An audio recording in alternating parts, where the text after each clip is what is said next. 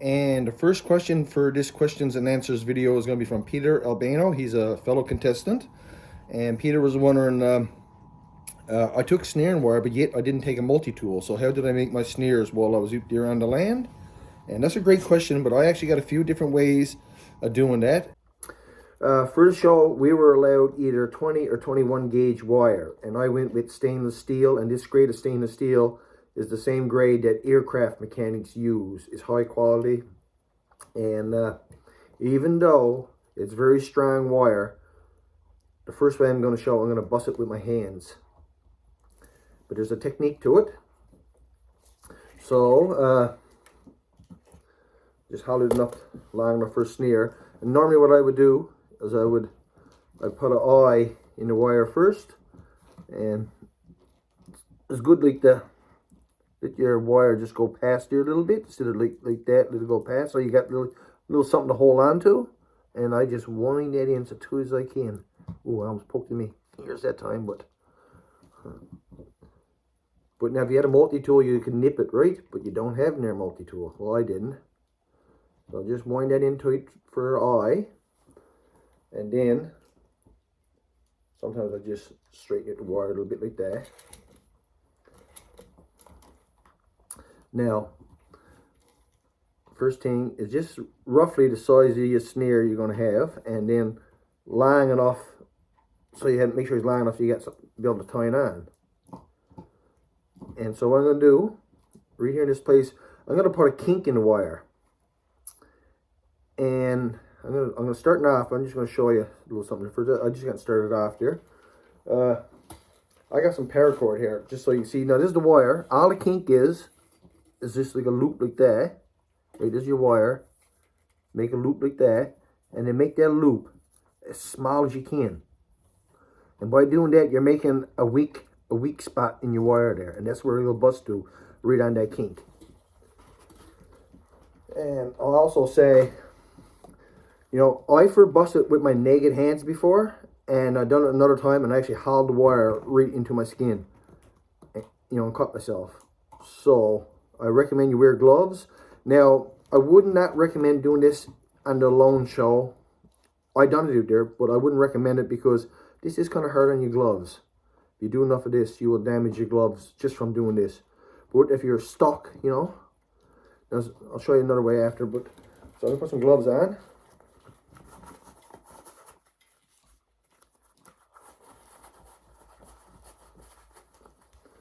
I'll hold it a little more just to make it a little easier.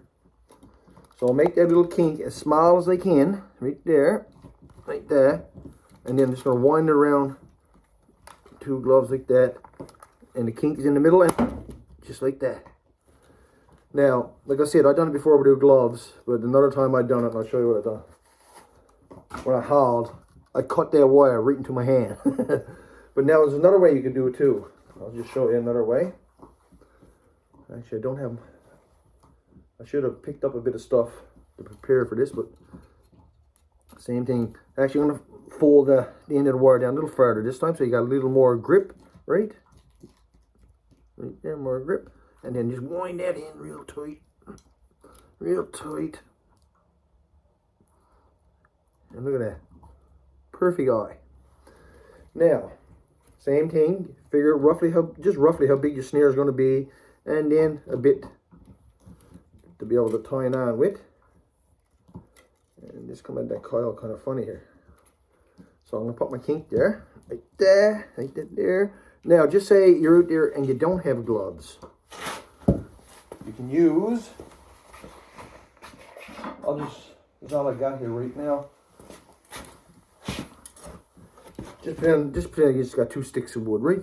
You could just wind, you know, around one stick, and wind it around the other stick, and like that until enough that it don't slip, and bust it that way.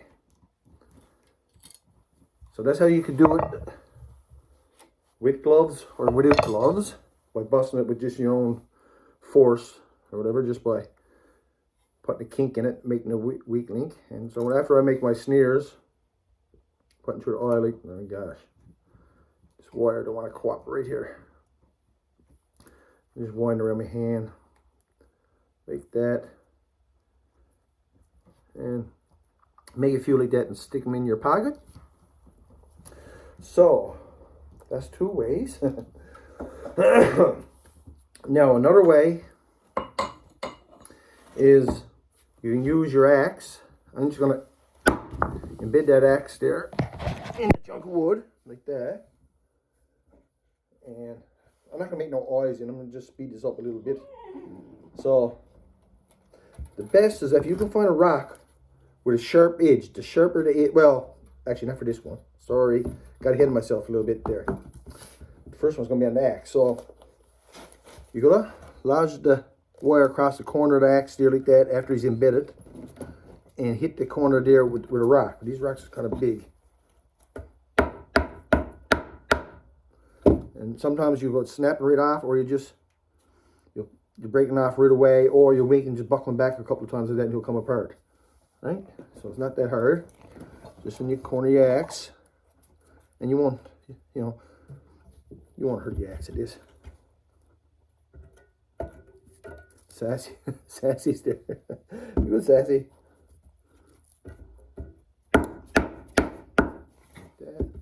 And like sometimes you'll break right off that knot, just buckling back and forth a couple times, and you got it. So you can use the back of your axe with a rock. Now you can also use rock to rock. But the best rock is if you can find one that got a sharp edge, and I use a sharp edge rock well out there quite often, because with a sharp edge rock, so they're cutting off the right length. I suppose I don't want to be wasting wire, so same thing, just fold it down, make your eye like that. Now make my snare roughly. Now you can put it across the sharp edge of the rock and just use your back axe this way, bang. And lots of times I'll just do one here like that. Careful, Sassy. Yeah. I'll try getting hurt.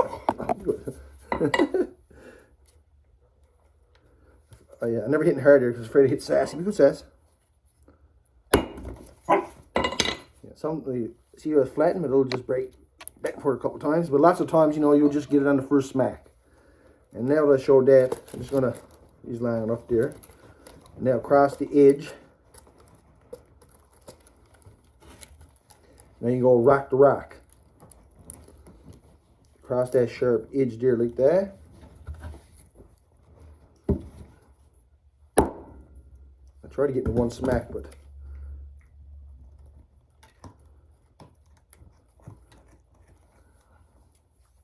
come on, I gotta be able to get one smack. That's it.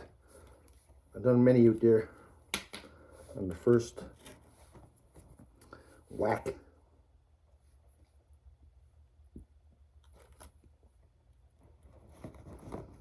Yeah, the sharper it is rock, the better chance to get. It's kind of.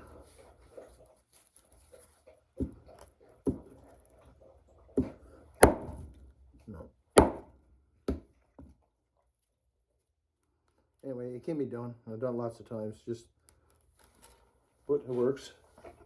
I'm trying to think if there's any other which way I could do it. But anyway, so as you can see, you definitely don't need a multi-tool. Probably a little slower and all that, but I mean, it's doable, and that's what I done. And I made a lot of rabbit snares out there, and I made beaver snares, a fox snare, and and so cutting out bits and pieces of the toy sticks together in my shelter and stuff like that. And I use paracord, but I use a bit of rabbit wire as well. So Peter, I hope that that answers your question, my old buddy. And this one is for NL Chris JH. Congratulations, William. You represented your province well, especially the big land. By far, you were mentally the strongest. Loved seeing your lovely wife sneak up from behind and surprise you. It was a beautiful moment. It certainly was. What was your first meal when you got home? My flight never got back here till it was almost midnight. So I think the next morning, I think I might have just bacon and eggs and toast or something like that for breakfast. But the wife had chocolate cake and Dream Whip there, and so I had a little bit. It was probably the smallest portion of chocolate cake and Dream Whip that I ever had. But I was a little more careful when I was eating at that moment.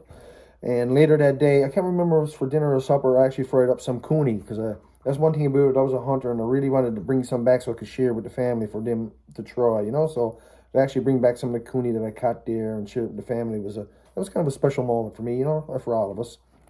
And I had some left, and I vacuum packed it. And then after the finale of the show, I shared with my family, and I still got a couple of pieces left in there that I'm going to enjoy really soon.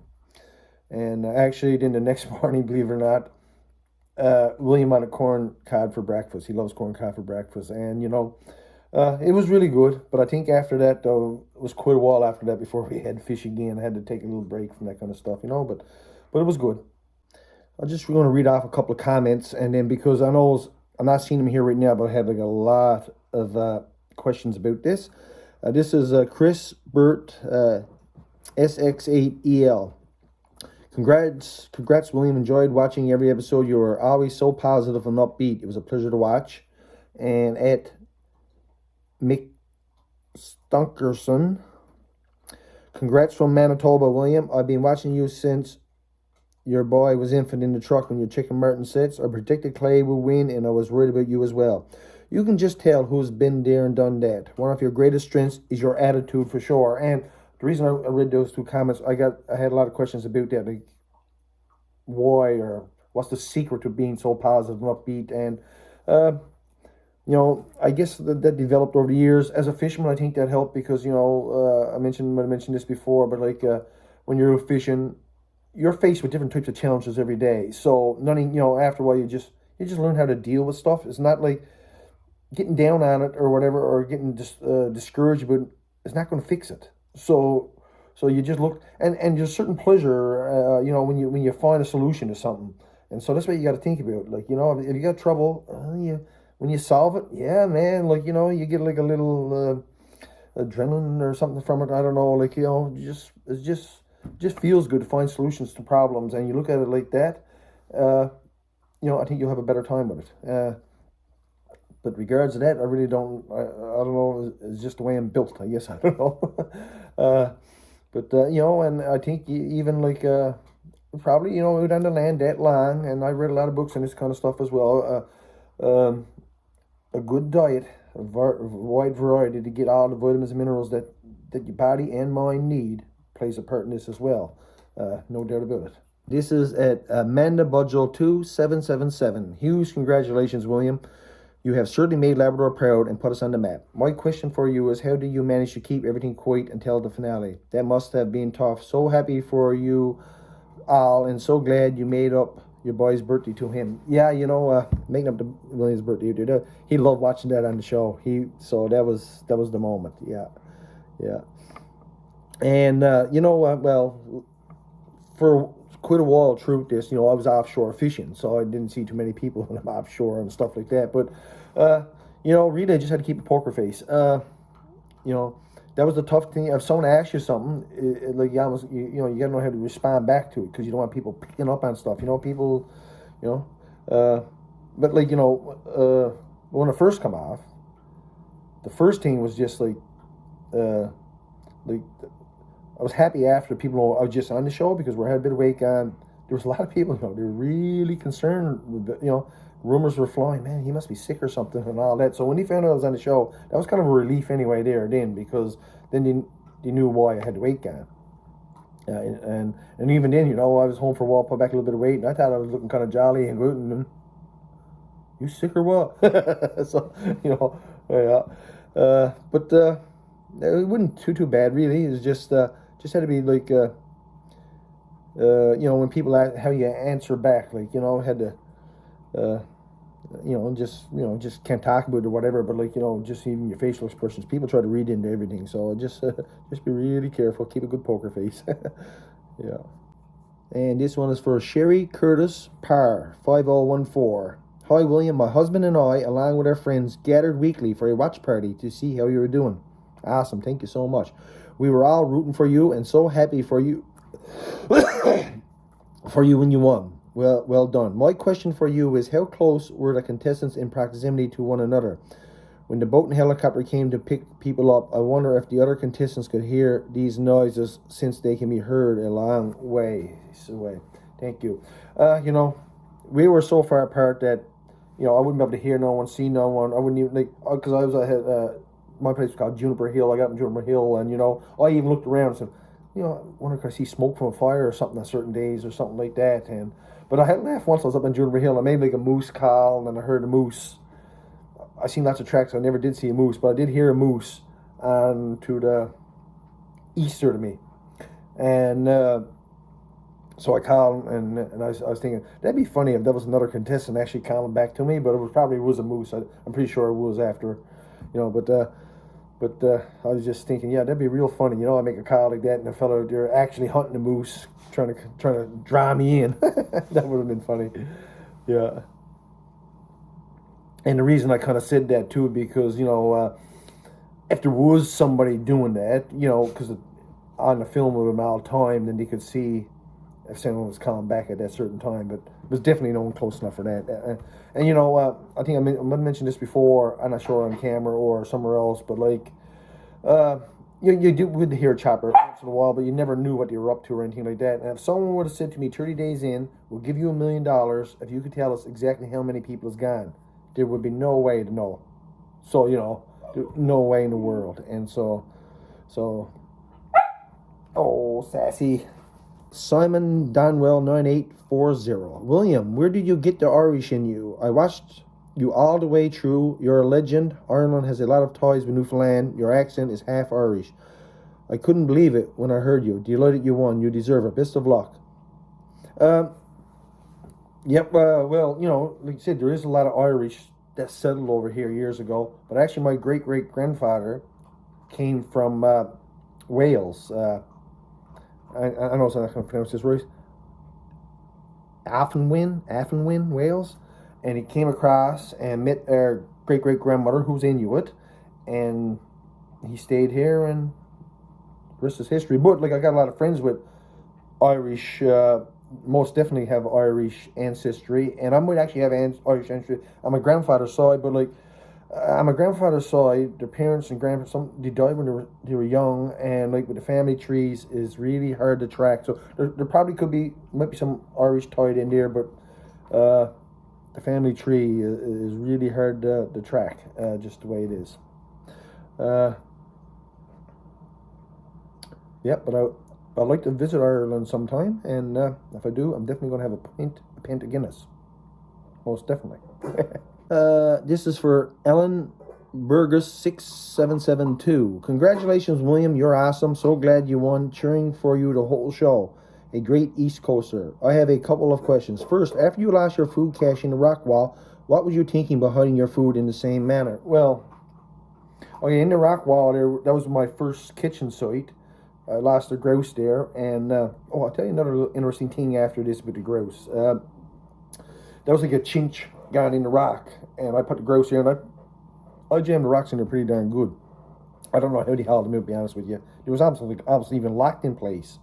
But man, you know, but anyway, they hauled it out and got at it. But you know, this other spot where I put the beaver was a long ways away from that, and so let's see that beaver point. That was a long ways away from that particular place, higher up in elevation, and it was almost like a little cave. Like nothing could come in from the sides, the back end, or the top, and had the food there, and the rocks piled in. I really don't know what took the food out, because I didn't know the food was gone until I removed the rocks. If I didn't know the food was gone, I could have. The only way, I think, if you went over the top and got in from the back side and hauled out through there, right? And that's what I think would happen. But after I removed the rocks and then found, once the rocks was gone, there was no way of knowing. You know what I mean? And so, but yeah, no, it was just totally two different locations. And like, throughout history, Inuit cache food and buried over with lots of rocks and everything else, you know, to keep wolves and bears, polar bears and stuff from getting at it. And that was an old technique, you know, but probably pile more rocks and chinching in little toilet, especially like, you know, for these smaller animals too, like, you know, they can wiggle in pretty tight places, I imagine. So, but yeah, that's an old technique, you know, just cache, pile rocks all around it. You know, like lots of places, you know, where the fish weirs is too, to get piles of fish, and they cache it and piles of rocks over it, and then come back later in the winter, whenever I open up that cache, take that fish and bring it back to the village or whatever, like, you know. Second, not sure if you can answer this one. You must hear boats and helicopters coming and go. Okay, it was pretty much what I answered previous. Are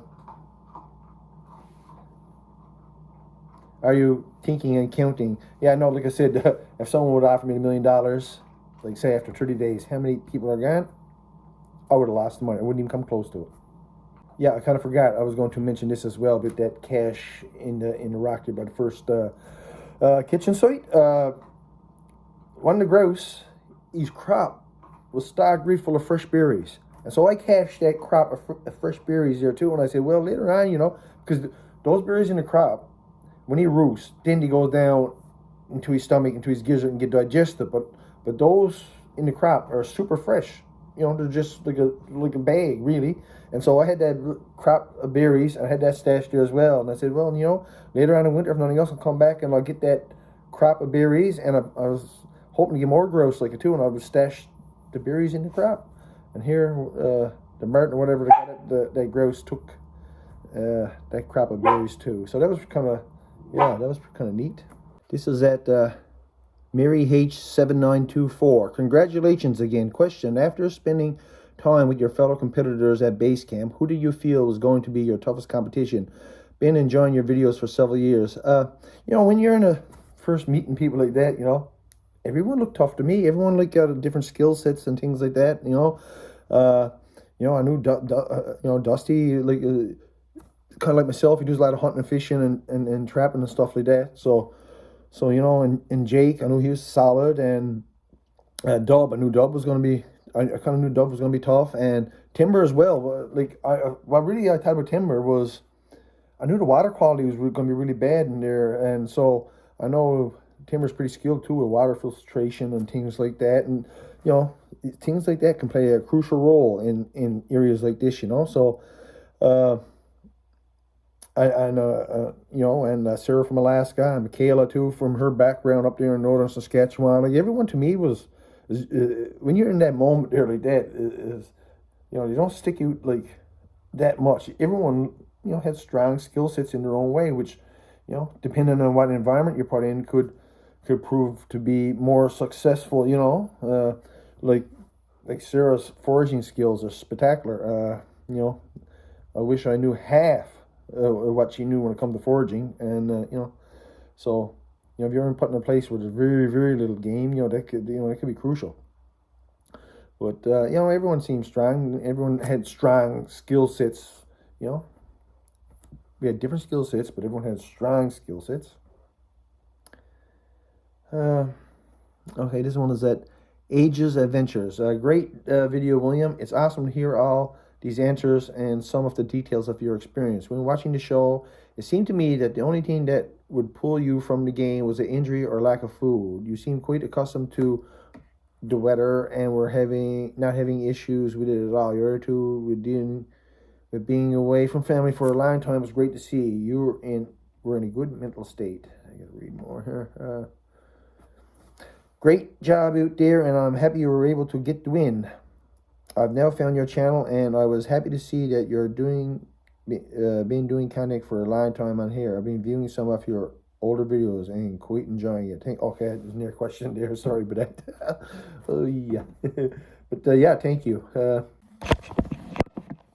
Dan Skinner D5T. Congratulations again, William. You are a wealth of information. Love to get a partridge hunting trip with you. Scarce in our area now. Well, I must say, small game here is really plentiful this year. There's a lot of rabbits and grouse. I'm not actually killing any grouse yet. I still got a few ptarmigan in the freezer from last spring, so I'm going to eat those up first. And William got I was going to say a few rabbit snares, but William got a few out, and he's getting enough to keep the pot going. We had rabbit soup for supper. I got another one to clean there now, so that's as many as I want. You know, just keep the pot going, scatter it like that, and but later on, I'm going to catch a few to bottle up. But yeah, there's a lot. This is some time for it. There's a lot of small game on the go this year. Yeah, I know some people have been asking like, how much weight did I put on for the show? And you know, I'm you can pretty much call it 6'2", and I'm always a bit hefty. So my normal weight well, always around 250, 255, and then I always lose a bit during the fishing season and put it back on in the fall or whatever. And so I actually had a little bit of weight gone before I knew I was on the show. So then I tried to eat a little more, put on a bit of weight, but I put on about 10 pounds. That's what I put on for the show. I couldn't, yeah, that was actually because I'm always a bit hefty, so 10 pounds on me, that was a, I can notice it pretty good. I should say as well, yeah, well, we were told anyway, and Timber and myself, we both actually put on weight between the last two med checks. And I'm not exactly sure how much I put on, like a pound or two, even if I lost a pound or hold, But anyway, and Timber did as well, so we had our, we're leveled off with our weight or gaining a little bit, so that was good. And I know those two of us could have went, I don't know how long really, because, and I know some people, like I read some comments, I don't actually comment back on it, but I follow some of the feeds in Reddit there, and people was talking about, like, game gets scarce in the winter or whatever, and da. But that's not necessarily true. Well, I do get caught up a bit, but where I'm from, I was from Williamsburg on Island. We never even started rabbit kitchen until December month most years, and we don't even start ice fishing until February month. You know what I mean? So when you know where to look, you can get game through the winter. Been doing it my whole life, so I know. This one is from KYPE Ja 384. William, you are an awesome role model to others. Your accomplishment, crazy feats, so well done. Are you a friend of Justin Barber? It would be so cool to hear your thoughts on these recent accomplishments. Both of you gentlemen should be proud of yourselves, bro. Oh yeah, Justin is he's a modern day explorer. What he does is it takes a special kind of person to be able, to do what he does. These long distance trips. Sorry for a better word. Yeah, no, he's that's up there in a league of his own. That's how many days was he by? Yeah, read from Angava Bay, read down there across Labrador. I mean, that's just plain amazing. And yeah, I know Justin a bit, and really impressed with what he does. That is for sure. My favorite reading has always been about the old explorers going for the South Pole, North Pole, and exploring and doing different things like that. And so Justin is a modern day explorer, I would say, and so I'm keenly interested in that kind of stuff. And so I'm just wondering what the hell is he going to come up with next, kind of thing, Yeah. So I hope that answers your question. But yeah, no, he's fantastic. This one is LB20278. Thank you. I am ashamed to say that after over 5 decades, I haven't been to the big land. Hopefully someday, well, it's never too late. You make that trip and you will enjoy it. I guarantee it. Yeah. In the Q&A, someone, this is from Brent G 2024. In the Q&A, someone said they had been watching your videos for the last couple of months or so and really enjoyed them. That is how I was when I came across your YouTube channel. I marathon all your videos from the beginning. I was so intrigued by the way you put yourself out there for us to watch. I love how it is real and not a bunch of unbelievable content. I couldn't get enough. Love your positivity and was cheering for you every day. So glad you won the Alone Challenge. We'll be watching your videos for a long time to come, I hope. Oh yeah. I'm going to stick with this. It's just we're so darn busy, I had to slow in a bit for, interviews and all different, crazy amount of messages. It took days and days to get through it all, and I mean, even now I got stuff coming at me from all different angles and working on some projects, some merchandise and things like that that hopefully you'll relatively soon see. So I'm really looking forward to doing all those kind of things. And so, yeah, I've been busy, but now slowly going to get back into my normal routine of these videos. And anyone been watching my channel for a long time, every time of year, there's something different to do. So I just goes through my lifestyle kind of thing. This is just what I do. This is from Stephen Parr. Hi, William. Just wondering how far you were allowed to wander from your campsite to hunt and fish. Never doubted you for a second. Congratulations, well deserved. Job. When you're on land, it's not really to measure the distance, but I know like from where I'm a campsite to where I probably I got to fish by shocking them by hitting water close to them and stuff like that. That was well over maybe a kilometer and a half or so up the creek one way, and I went over the hill another way. My yellow brick went off, so I think it might have been to my boundary that way, so I had to come back out of it. That was like half a kilometer or so over that way, and but half a kilometer, 3/4 of a kilometer is actually like from where I got my beaver to where I had my shelter, and I went down out the creek on it. At least I don't know how far, must be a kilometer or so further out the creek the other way, and then all along that shoreline. That was a really great spot for. Well, that would have been towards the western, but that was a really great spot for the bumberries, rose hips, itchy bumberries, the rose hips, and so that was to the western. It's sun come up, and the ones on the creek side, they spoil way quicker than the ones that was on just across that neck on the other side, like towards the pond. So I ate all these first; they were spoiling quicker, and then after, I just and then neck land and come down along the other side of the pond and get all the later berries down there. But I was well out there, and that's why I was going to move my net further out the creek that way. If I never won on day 84, because I want to go a little further in deeper water, and that was my plan. And then I was going to cross the creek, because I was just hunting little parcels of land to a time, and then kind of rotating in one, rotating out of the other. And so my next move was go further the creek with the net, cross the creek for rabbits, get some fresh rabbit ground over there. And so overall, I covered quite a bit of ground, and it's hard, really to get the distance out of it when you're on foot, Flipper 568, congratulations. I thought your ice chest was fantastic. It was so clear you understood the land, so much knowledge.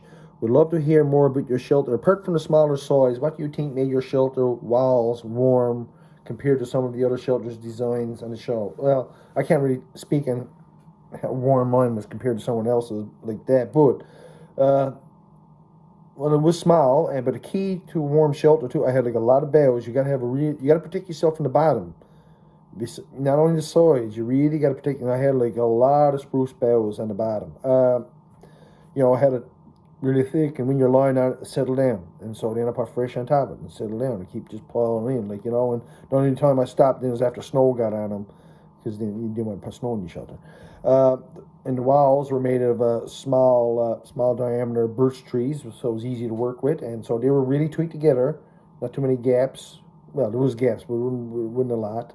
And then I put the tarp over that, and then on the bottoms, like along the bottoms, then I roll rocks, debris, line the bottoms, put a foot, I suppose, on each side like that, nice bit like that, and then from that up rest of the walls over top, like moss and sod and stuff, kind of thick like that, went over all of that, and then I put a big lot of small boughs, bowed it over really well, and then I put big boughs on top of that to hold the small boughs in place, and then like with the big boughs I tied them across the tops, and he was just hung over the peak. And I mean, some really big trees out there, and I mean, they were huge boughs. And they just like tied from the top, holding down, and nipped all the other, and the water, when they're upside down, the water just drained away from the shelter. And then on top of that, when it snowed, man, it was like, it was well insulated. And I spent nights in igloos before, so I knew I knew I would be okay in there. And this is a question from Tom Richardson, 3107. And he just made this comment 22 minutes ago. How much weight did you lose? You look awesome. Congratulations. I lost, I was down 76 or so pounds, but I gained a little bit back between last mid checks. So I lost 75 pounds. So yeah, I lost 75 pounds, but I had a little more gone, right? I gained back a little bit the last 10 days, so had to mention that. This is not a question, but Top Hat Net. I love watching you on Alone. Towards the end, I could tell you were going to win by your calm demeanor and positivity. When you cut your last hare, even though the snares hadn't produced any food for a while and there were no tracks, you still set your snares and said something like, "You never know when nature is going to surprise you." And it did, and I cried. That was beautiful. Peace and love to you and your family. And yet, because probably the day before, I'd probably film it, showing, going around, my snares were all snowed up, and I said, I talked about it more then too, like, you know, even though you never got nothing in a while, always fix them away because you never know. And I went up next morning and there it was, had a rabbit. And if I never, you know, if I was discouraged and never set those snares up, I would have never got that rabbit, and then I would have seen the tracks, and that would have been disappointing, you know. So, but yeah, this thing, keep I said it multiple times, like, you know, keep your gear in working order, and because, you know, for a while we're getting a little bit of snow every day, so almost daily routine sometimes just going to pat the snow down, flatten it down a little bit around your snares and stuff. But if, you know, so yeah, it keeps you, you know, the more snares you got out and in working order, the better a chance if something comes along that you're going to hook it up. And this one is from Mr. Noof. I'm from Newfoundland and am stoked you won. My dad used to always watch your YouTube channel. Unfortunately, he passed away last year. When I watched alone and noticed you were on it, I wanted to call him and let you know, but quickly realized I couldn't. I wish he could have watched it. And, you know, and I know another fellow from Port Hope. He watched the first few episodes and before he passed, and he was actually talking to his daughter. He was really disappointed when I lost my fish, you know, at the first of it there. But I kind of like to believe that they know, they're aware, kind of thing. So I'm sure. You know, some of this is not actual questions, but like I'll add to the comments or whatever too. J. Chapman 60. The only comparison I can make to this is when I returned from Vietnam after a year and enjoying my favorite foods. Thanks for sharing this episode and the delight in your eyes as you enjoy the food. And that was one of the best things, you know, because I'm a bit of a foodie, and like the food, like the flavors all like multiplied by 10. It was just like, oh wow, like, you know, you could never know sugar, no salt for such a long time, and that was really good. I was, and and the food there was fantastic and so flavorful, and like everything was just so delicious. But it was even more so just where, you know, the taste buds was like a clean slate for a while. But yeah, no, I was really enjoying that. That was so good. Derry and Cushman won. No question, just love from Las Vegas, Nevada. Thank you so much.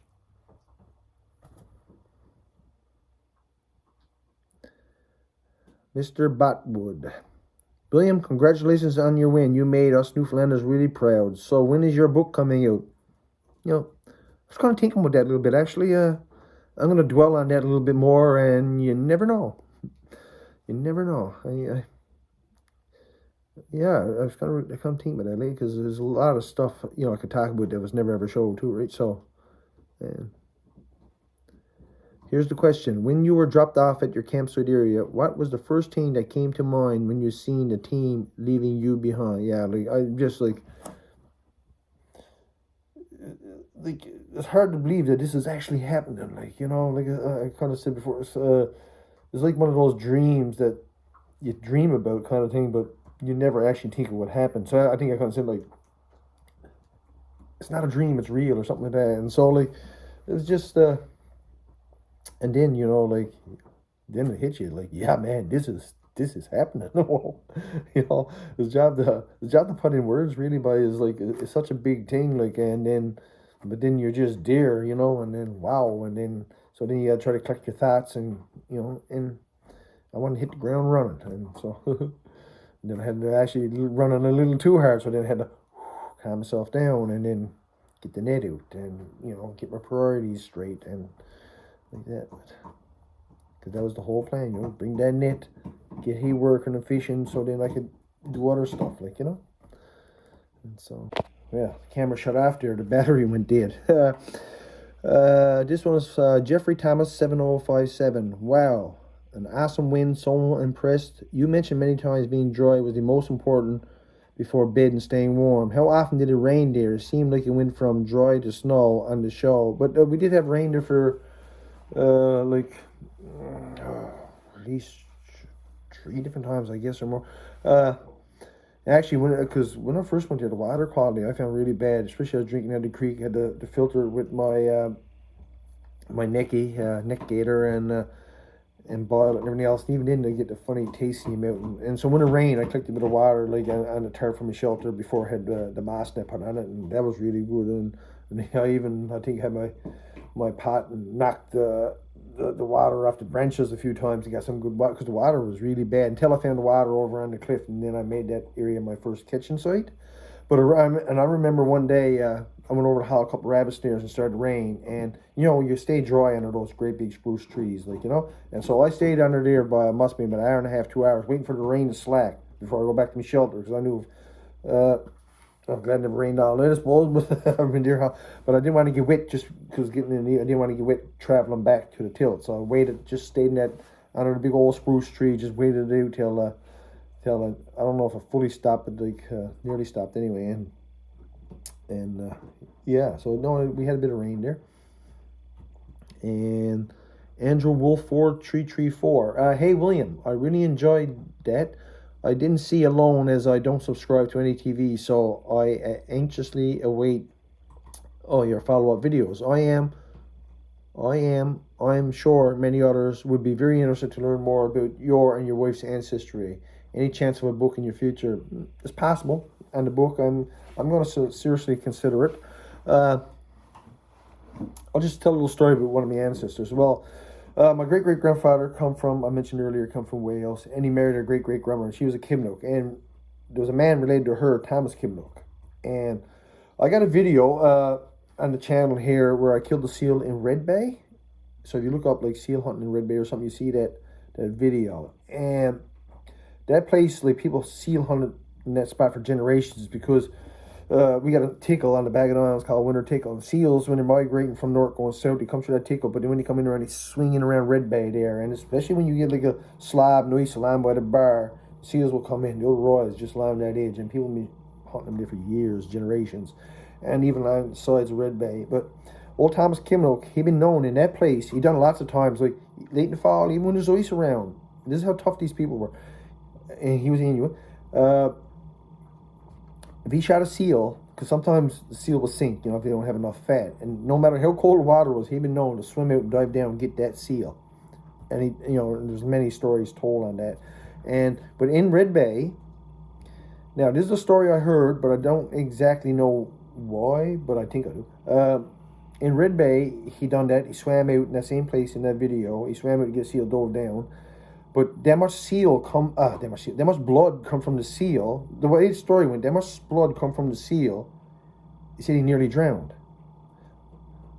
But the only thing I could figure, like, say, the water's extremely cold. I suppose you only got one shot at it. Maybe you go down and get the seal and get in out of it or whatever. And so when he went down with that much blood, he stayed down lying or trying to harder to find the seal. That much blood in the water.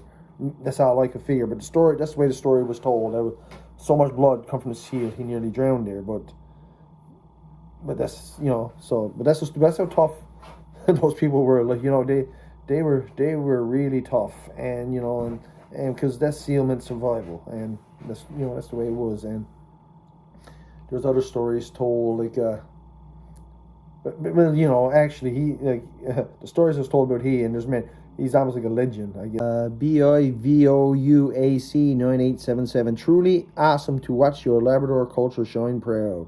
Can you share anything about the refitting program or behind the scenes about filming the show? All the best. I can't wait to get back to the big land.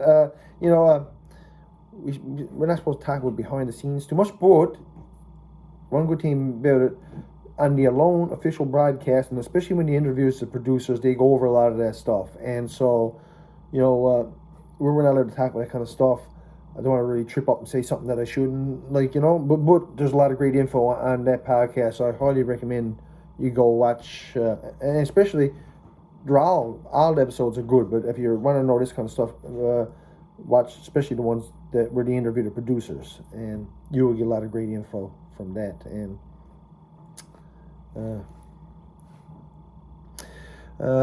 Byron Earl 3579, congratulations, great to see someone from home do and represent so well. My question is, did you make any pitseek, or what type of fish or the type of fish no good for pit steak. No. I think like early on the show, the episode, I said every calorie counts. And so I think there's only once that I roasted fish on the fire, roasted a pike. And that was only because I was just kind of tired of boiled food. And I didn't really want to do that then, but I just wanted to change. Because if you're drying a fish or roasting a fish over fire, every time you get a little bit of oil or something drips from that fish, that's calories gone. So I wanted everything to be in the pot. No matter where you go, if there's a lot of fish, a lot of game there or not, or scarce, you're still only going to catch so much, no matter where you go. So you got to get every calorie from that food you can, And so that was like part of my strategy. And so a lot of boiled fish and everything else. But and as raw as I could, so I was trying to get everything I could from it. And so I did smoke a couple, but the Martin took them. But I had no other choice then, right? Because I had too much. Truth be known, I was almost going to take my net up before that because I had enough, and more than enough. And I even probably told that as I was being interviewed, like, oh, sassy boy, you're relentless.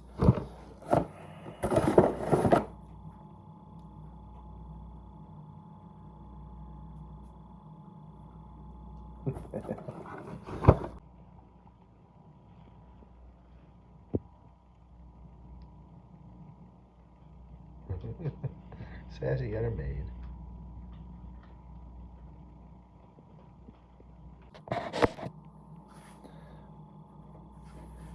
Now, I know. I don't think there's going to be any way to get through them all. So if I missed any or you want to know more, maybe if you want to, you could add them in the comment section of this video, and I'll do one more or something like that. I think this one could be getting kind of long here now.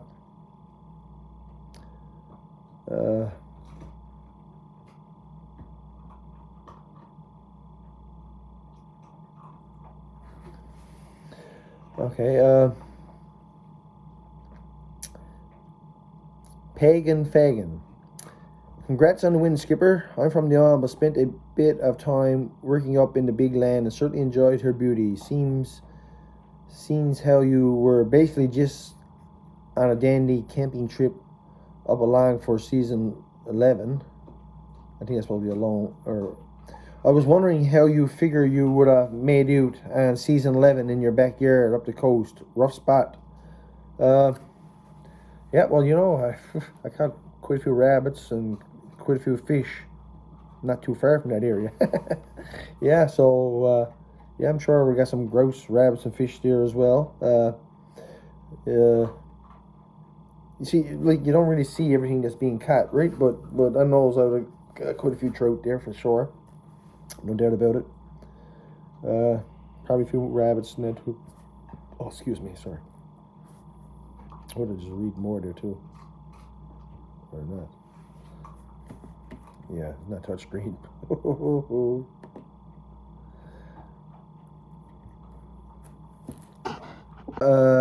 Gary Wilton 9304. With all the questions with Sassy, I think you should share your winnings with her. I think the only time you may have thought of tapping you was on your boy's birthday. Did it cross your mind at this time? No. Like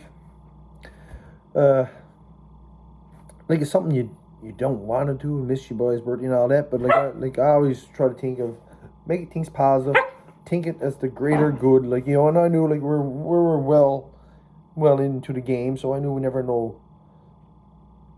Real far to go. Oh my, Sassy, you're relentless. Oh God. Yeah, look. Oh. Got lots of food in your dish, but you can't have too many more treats. More. Yeah, no. Nope, never crossed my mind, and I wasn't going to tap. I was not going to tap. Yeah. I knew I'd get to 105 for sure. And after that, you can say 110, 120, 150, but you got to have a way to get there. And so with the food I had and what I was doing, I got to 105. And then what happened between 85 and 105, take it from there. But, it's easy just to say a number. But this dog bleats a lot, eh? Sheepadoodle, eh? Well, at least chewing on my hand there now. Sassy or saucy? You want something to keep at me now? Man, you're relentless. That's it. Come up my arms. That's it. Come up my arms. That's it. That's it. Ooh, my chair.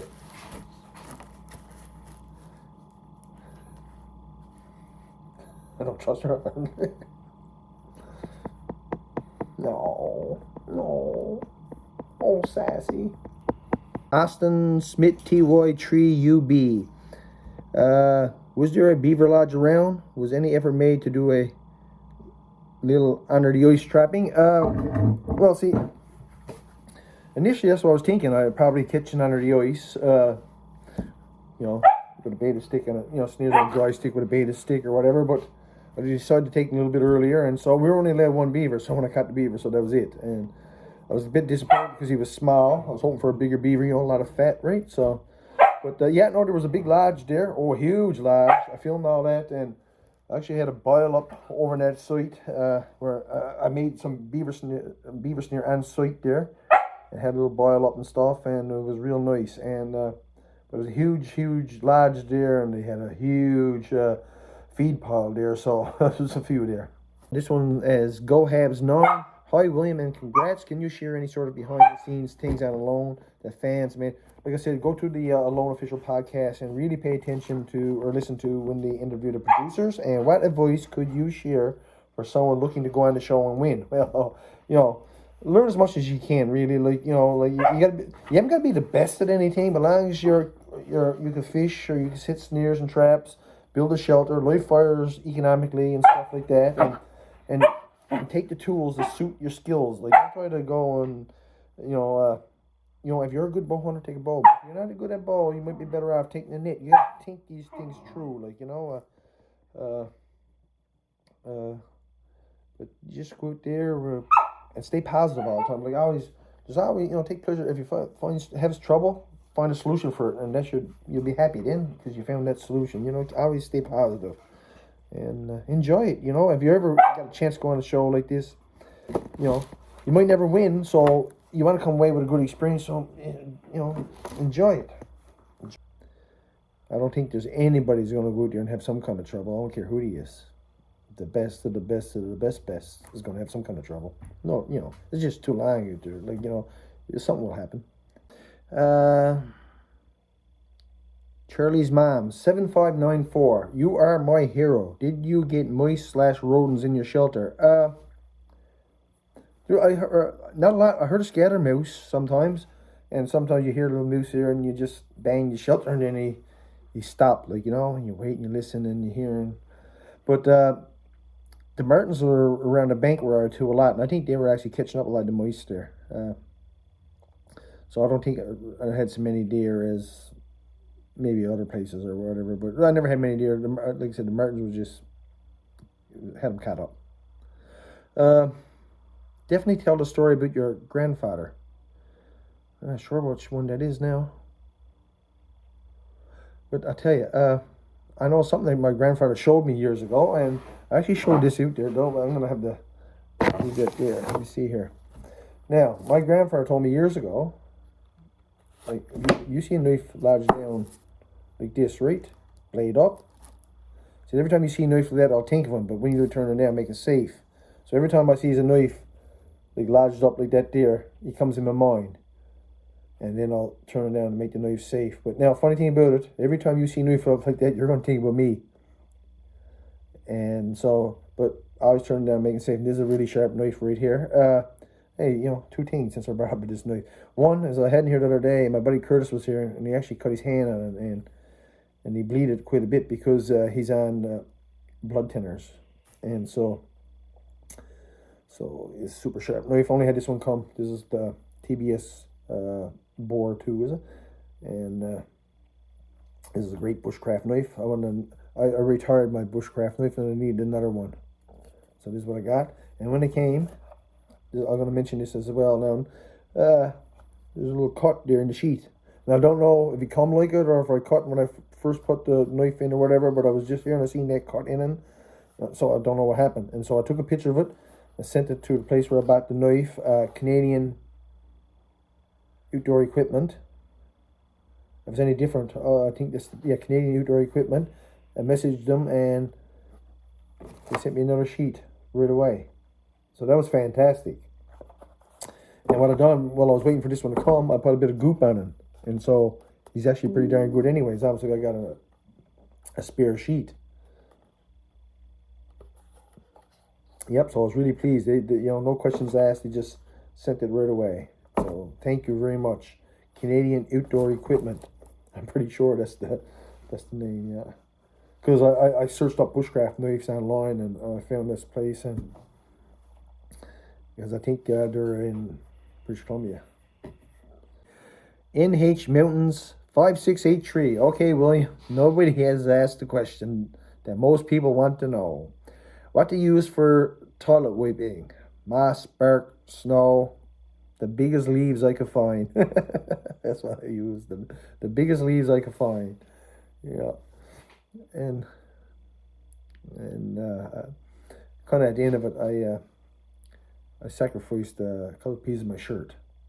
And so I had some shirt, clean stuff then I used for washing my face or wipe myself over after a while. And then I would get double use out of it and then burn it or something like that. Yeah, but yeah. TIKETRUDEL 5031. Great listening to your stories. Will you keep dreaming of Dream Whip? I think they should send you a few boxes. I'd be good with that. I love my Dream Whip. And you know, you gotta use carnation milk to be really good. The best, you know, that's the best with the carnation milk, because that's what we grew up with. Now, I'm soon gonna clue this up though. This is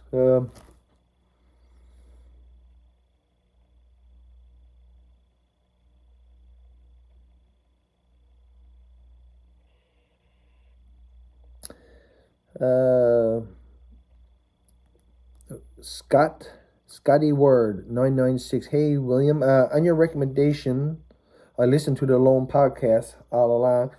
It was awesome. Thanks. Raf said on the Q&A section that you had the most footage by far, like 950 hours. Was there anything edited out that you were disappointed never made the final cut? I wasn't really disappointed in anything because I knew, like, you know, they got to build the show with try to get, I know, suspense and whatever, like, you know. So I said, you know, I knew it was only going to be a small percentage of the footage used because I heard other contestants in the past talking about it. So I knew there was going to be a lot of stuff left out, and there was probably a lot of stuff left out for everybody. I didn't actually, they didn't actually show my biggest pike. The biggest one I got was probably in my net there. I was hoping to see that one again, but I like I said, I'm not disappointed, but I was hoping to see that fish again, and I had a lot of damage done to my net 3 different times, and I never seen none of that. But like I said, I wasn't disappointed, no way, shape, or form. But I was hoping to see some of it anyway, especially at the tail end of it there when it was cold and I was mending up and stuff like. You know, you had to warm your hands and then go over mend a little bit, and it was really cold there, and you know, with the wind and that, and but I mean, everyone got a lot of stuff that never aired, and you said 950 hours, but like a lot of it is not much anyway, because like we were kind of told, like even if just, for example, I think, like, if you're going to get water, you can go and get water 20 times and nothing happened. And the 21st time you could go, you could slip down, or a wildlife could come there, or something could happen. So the more you film them, the better chance of actually catching some of these little things that happens too. So I was just let the cameras roll. Jeff Jackman 3820.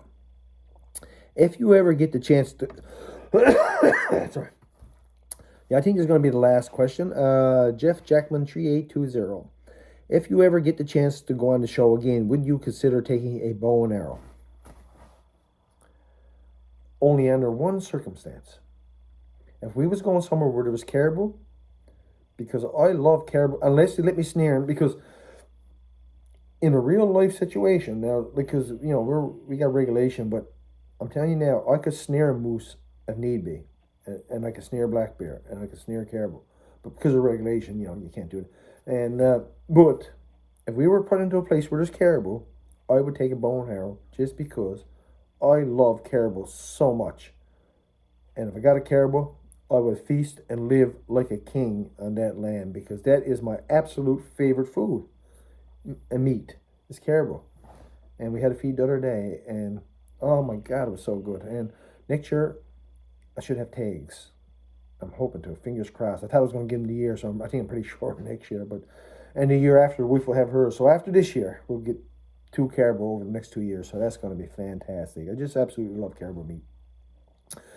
The meat is great. The fat, the marrow, it's all good. It's all so good. And that'd be the only way I take a bow. If there was caribou, because it's just where I love it so much. Okay, one more. Just one more. This is kind of interesting because Justin Lake 7232. I'm a bit late to the party, but would you ever consider retracing some of 1903 Hubbard expedition? I would love to see some of the really wild parts of Labrador and don't see a lot of footsteps. No, I would never do the expedition, but this is kind of like a bucket list item too. There's a monument where he died to there. There's a monument, and sometime in the spring I'll go in there on a snowmobile trip to that spot. And if anyone's not familiar, he left. Well, he started from Northwest River, and then he tried to go across to Angeva Bay, basically went on up Grand Lake and on in through. But they run into some trouble, had to come back, and then they were low on food, and Hubbard, he starved to death there. Yeah, and the book about this is Allure of the Labrador Wild, and I highly recommend you read that book. But yeah, where he died to, I think they went in, they put a monument there, and so I'd like to go in there someday just to that spot. Yeah. Well, I think that's enough for this one, and actually there's even a few more questions there. So, but if you want, you want to know more, add the questions to this video, and if there's enough there, I'll get to another video, because there's a lot of great fans of the channel and also of Alone, and I'm going to do my best to answer what I could for you. And so pile it on and see where it goes. I got to finish this now. I even got a rabbit here to clean yet, and the wife is away, so I got stuff to do in the house, and so it's busy times, and so took a little bit of time here now this evening to get through a few of these questions, and I enjoyed it, and I hope you enjoyed it as well, and hope to see you all on the next one. So take care, all the best from the big land.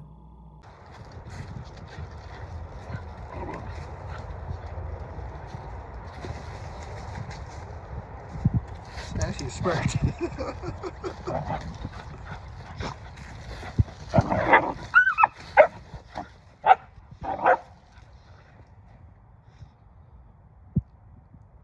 Honey's still the boss.